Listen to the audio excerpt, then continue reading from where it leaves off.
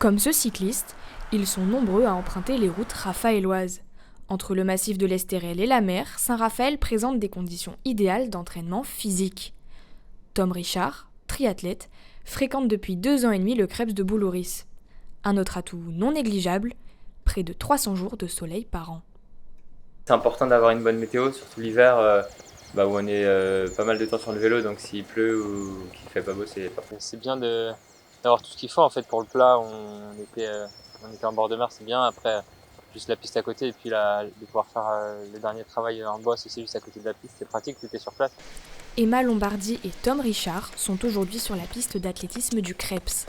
Les entraînements rythment leur quotidien plusieurs heures par jour pour préparer les Jeux Olympiques de 2028. Loin d'être les seuls sur ce site de 83 hectares, nombreux sont les triathlètes qui ont participé aux éditions précédentes. En triathlon, on avait Léonie Perriot, qui avait déjà été 3e aux Jeux Olympiques de 2021 à Tokyo, et qui là malheureusement a chuté pendant la course. Et après, Emma Lombardi en triathlon, qui elle fait 4e aux Jeux en individuel. Et là, c'est un excellent résultat parce qu'elle était tout jeune, c'est ses premiers Jeux à 21 ans. Voilà les sportifs concernant Boulouris. Ici, tous les aspects du triathlon sont pris en compte et le centre continue d'évoluer. De nouvelles infrastructures voient régulièrement le jour pour s'adapter aux exigences du sport de haut niveau. Donc ça, c'est une aire de transition qu'on a posée à la demande de la Fédération française et du Pôle France, où concrètement, ils arrivent depuis l'extérieur du Krebs en vélo. Et en fait, ils arrivent sur la partie piste et viennent poser le vélo ici.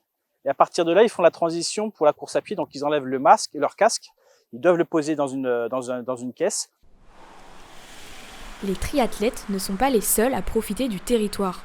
L'Estérel s'étend sur 32 000 hectares. Avec la Corniche d'Or, les routes sinueuses, les sentiers escarpés, ce massif est le terrain de jeu parfait pour tous les adeptes de sports d'extérieur. C'est 480 km de piste de VTT.